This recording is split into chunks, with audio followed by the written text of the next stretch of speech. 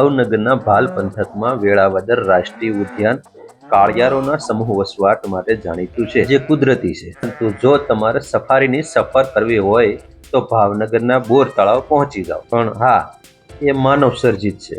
બોર તળાવ એટલે મહારાજા કૃષ્ણકુમારસિંહજીની ભેટ, જે ગૌરીશંકર તળાવ તરીકે પણ ખ્યાત નામ છે. અહીં મહાનગરપાલિકા દ્વારા જંગલી પશુ પ્રાણીઓની પ્રતિકૃતિઓ બનાવવામાં આવી છે, જેને માણવા અને જાણવાની ખૂબ મજા પડે છે.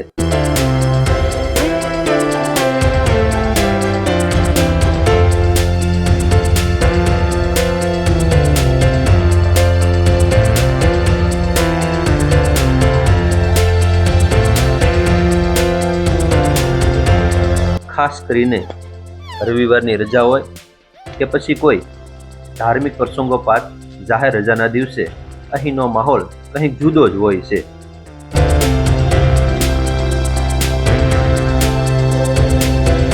નાના બાળકો જંગલી અથવા તો વન્ય જીવોને જોઈને ખુશખુશાલ થતા જોવા મળે છે.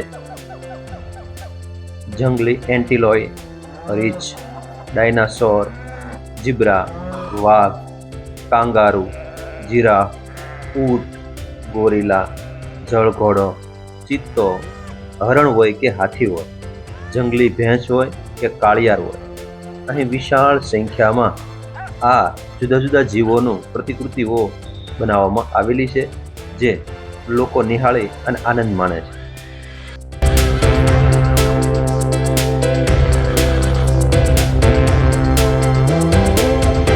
એક તરફ માનવ સર્જિત સફારી છે, તો બીજી તરફ ભાવનગરના દીર્ઘદ્રષ્ટા મહારાજા કૃષ્ણકુમારસિંહજીની દેન સમાન બોર તળાવ આવેલું છે.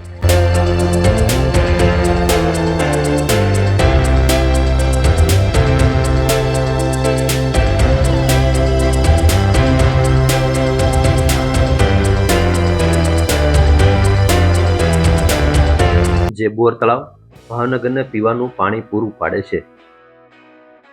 ઢળતી સાંજે અહીં અનોખો નજારો જોવા મળે છે, જેના વિડીયોમાં બસ આટલું જ. તમે પણ પહોંચી જજો મારી જેમ આ કુદરતી અને માનવ સર્જિત સ્થળને માણવા. ધન્યવાદ. जीना इसी का नाम है,